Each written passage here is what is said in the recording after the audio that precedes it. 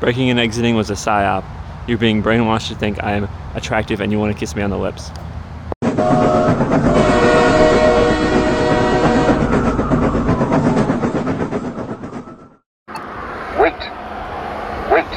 Wait. Think about the little guy in the post who has to say wait whenever you push the button. Wait. Like, why? Wait. Does he have a family? Wait. Does he get paid? Is there Wait. like a workers' union? Why are they always men? Wait. Just something to think about. Wait. Wait to cross person. Oh, no. Okay.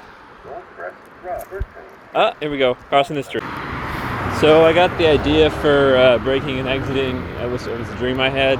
It literally came to me in a dream. It was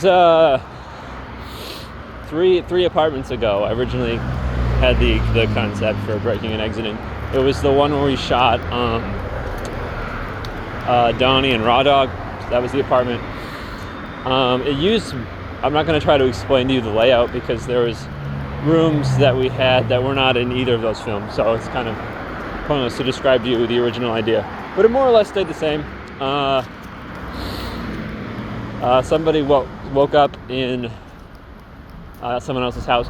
The original idea was there was more backstory. Like we saw Ian's character, although it wasn't necessarily always going to be Ian. We saw that character getting kidnapped and put in the house. But then, like, if I were to include that part, that would just like raise more questions, and that's not really what the story's about. We just want to get him in the house and we want to see him escape, because it's not his house. The whole point was having somebody in someone else's house and they have to escape, breaking and exiting. You're trying to escape the house without getting caught. That's kind of the whole point. So yeah, I would just start in the house. We have to explain how we got there because that just doesn't really have any bearing on the story, and it just kind of opens a whole bunch of can of worms that we don't really care about.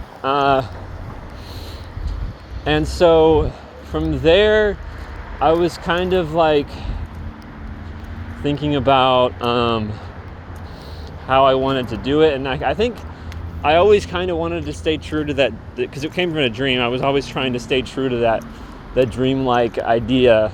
But what it so we shot it, and shooting it was fairly straightforward. It's just like whatever. But the post is where it kind of took its form. It's just some guy running around some guy's house, but when you edit it with all the sounds and the colors and all that bullshit, that's when it really becomes experimental. There's nothing experimental about the way we shot it. So yeah, and then a big inspiration for the way that it turned out is the best way to describe it would be like a TV show, because it aired on television and there were technically episodes. They were like little segments. It was called Asylum for Shut-ins, and it's just this weird thing that's just designed to make people uncomfortable. So that was kind of a big inspiration. Asylum for Shut-ins doesn't have a narrative at all, so that was a disadvantage that we had with breaking and exiting. And originally, Asylum for Shut-ins, it was just kind of non-stop, in your face the whole time. And that was my idea originally, but I decided against that because I wanted to have... There's specific moments where there's weird things happening in breaking and exiting, but there's also like lulls in between. And so instead of just having it be all in your face the whole time, I wanted to have kind of an ebb and flow to it.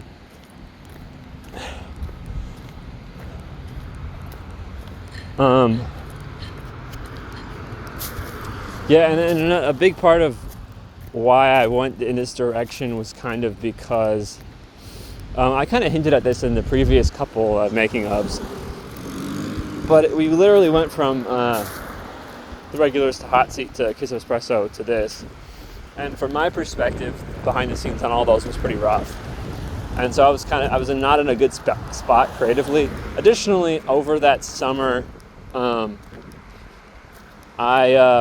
book had been out for a while by that point, but then I had a giveaway, so like a couple hundred people. I think it was 250. Well, 250 people got to read my book. I did a giveaway. And a lot of them really didn't like it. So that mixed with all this, I was like in a really bitter place. And I was like, well, I don't really, fuck it, I was like, I wanted to make something that was like weird and just kind of in your face and like not really meant to be enjoyed, if that makes any sense. I would not say that this is anything like the Silent First Shot interview. It's only half an hour long, but it's a lot. It's pretty intense. But I feel like it's kind of the spirit of that, as close as I could get to that with everything. And so it's just kind of like the reason why it's that clip from The Regulars plays so much, and it plays while he's dying, and it's the thing that gets him caught, is because of that. I don't like that movie, and it affected me mentally in a way that wasn't necessarily positive. I don't think there's a lot else to say about Breaking and Exiting. Pretty straightforward.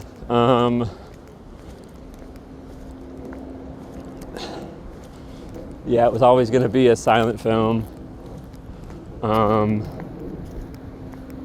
He was always trying to escape the house and die and stuff. So,